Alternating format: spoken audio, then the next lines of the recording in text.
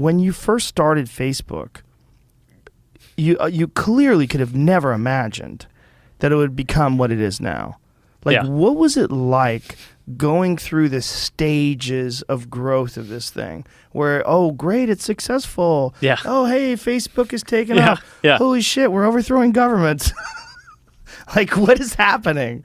What is this thing now? Like, what has that been like for you to assume this position and to have this position evolve and spread, and for you yourself to become this worldwide figurehead and, you know, become this insanely successful person who is involved in this social media platform that is so massive. It's just so beyond. And now with WhatsApp and you have Instagram and you have Oculus, you have all this going on. I mean, am I freaking you out just thinking about it? No. I've spent a long it's like breathe deeply.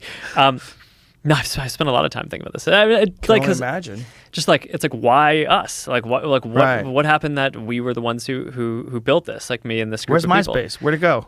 So yeah, you know. Here's my reflection on this, and I mean, I'm curious for your view on if you think this is just crazy, but like when I was getting started, I remember the night that I launched the original Facebook website at my college. Right, it was just a website for my college to basically it was literally a Facebook, right? It's like Harvard didn't have a paper Facebook, and I was like, this is stupid. Let's just make a version where people can input their own stuff because people like expressing stuff about themselves and people are really interested in learning about other people. So let's go do that, and we can help people connect around that. So I launched it. I went to go get pizza with my friends, and that night we were talking about how it was really cool that I got this out at Harvard and people were going to use it at Harvard, but someday someone was going to do this for the world. And it was not even like a possibility for me that was going to be us. It was like completely obvious that it was going to be someone else, right? It was like we're just college kids. Like who are we to do this, right? It's you have like Google and Microsoft and Yahoo at the time, these like great technology companies that have thousands of engineers and like all these servers and all this resources. So it's like, it just wasn't even a question. It wasn't even a hope that I had that we would do it. But then like, okay, so we just kind of kept going, right? So I launched it at Harvard, and then...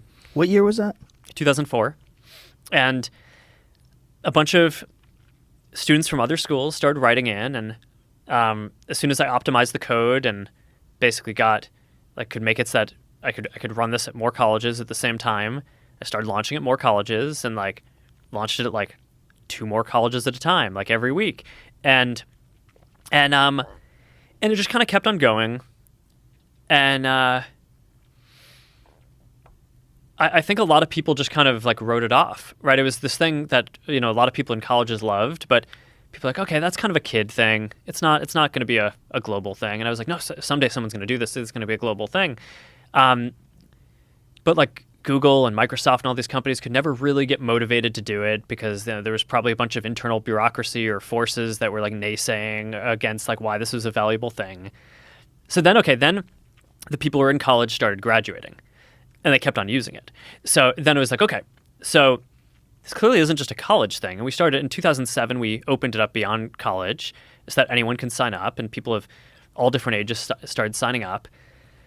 And then the meme shifted from this is a college thing to this is a fad, right? Because people, you mentioned MySpace, and, there's this whole string of social apps like this. There was Friendster and there was MySpace, and the whole thing was there's like one after another. So it's like, no, there's not going to be one for like 20 years, right? That lasts for 20 years or 30 years. It's like, this is a fad. And probably, inside Google or Microsoft, there were probably people who thought that this would be a cool thing to do and go build this, but probably a bunch of bureaucracy and people like naysaying on it. So we just kept on going.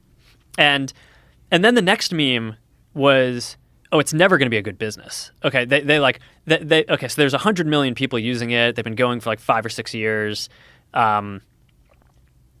It's maybe it's not a fad. Maybe people are going to keep on using it, but I mean, there's only one good internet ads business, and it's Google. So it's like the chance that like someone can invent another one, it's like that seems really low. So let's I don't know, just was no one really motivated. So I guess my reflection on this is that I think with so many things in the world, I think we did it because we just cared more and actually believed in it. So we just kept going.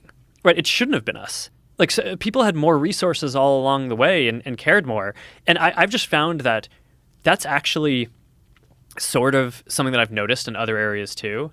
So if you notice, like, if you think about like what like Elon's doing with rockets, you know, or like what we're trying to do with the metaverse, right? It's just like these are sort of these crazy things. And I do think at some level, just the people who believe in them the most and are willing to spend like a decade or 15 years of their life kind of digging in the trenches when investors are telling you that it's not a good idea, or I don't know. I think like kind of care is probably undervalued in terms of determining who ends up doing what in the world. I think most people probably have an assumption of like something that is so obviously true to you that you just assume that other people are going to go do it. But just because it's so obvious to you doesn't actually mean that it's that obvious to other people.